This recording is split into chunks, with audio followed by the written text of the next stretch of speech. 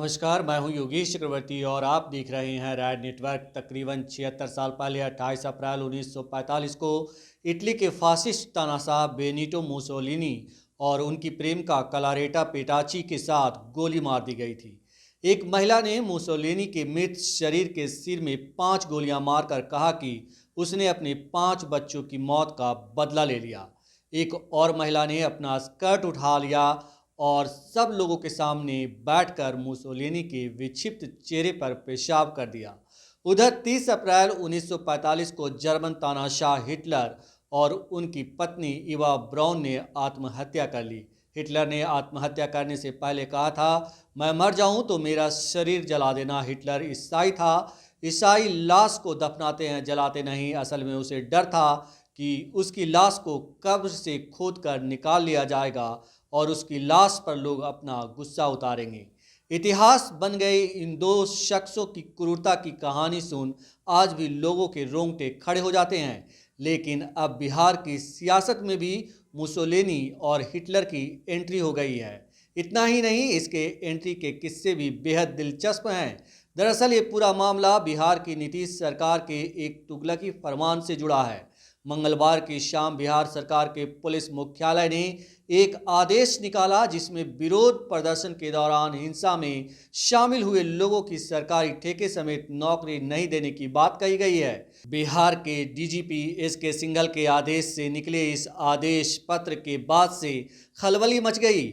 सवाल उठ रहे हैं कि पुलिस मुख्यालय इस तरह का आदेश निकालकर लोगों के लोकतांत्रिक अधिकारों का हनन करने में नहीं जुटा है। राजधानी पटना में विभिन्न मुद्दों पर विरोध प्रदर्शन करने वाले सड़क पर उतरते हैं तो फिर उन्हें नौकरियां सरकारी ठेके से वंचित कर दिया जाना कितना उचित होगा।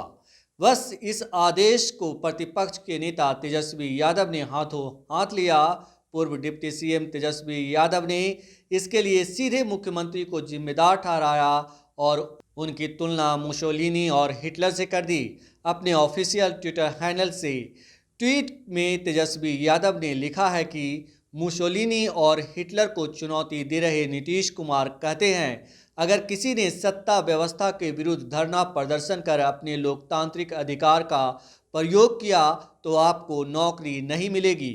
मतलब नौकरी भी नहीं देंगे और विरोध भी प्रकट नहीं करने देंगे।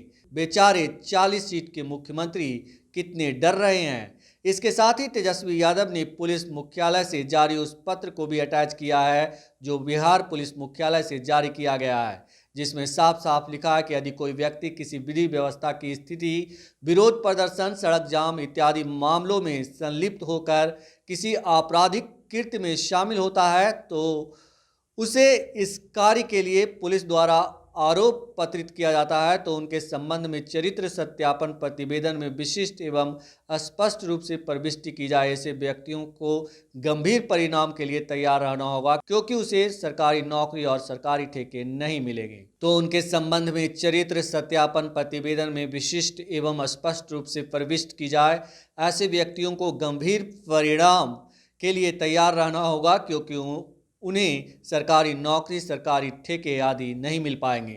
और चलते चलते हम आपको बताते चले कि बिहार पुलिस मुख्यालय ने चरित्र सत्यापन को लेकर एक नया आदेश जारी किया है।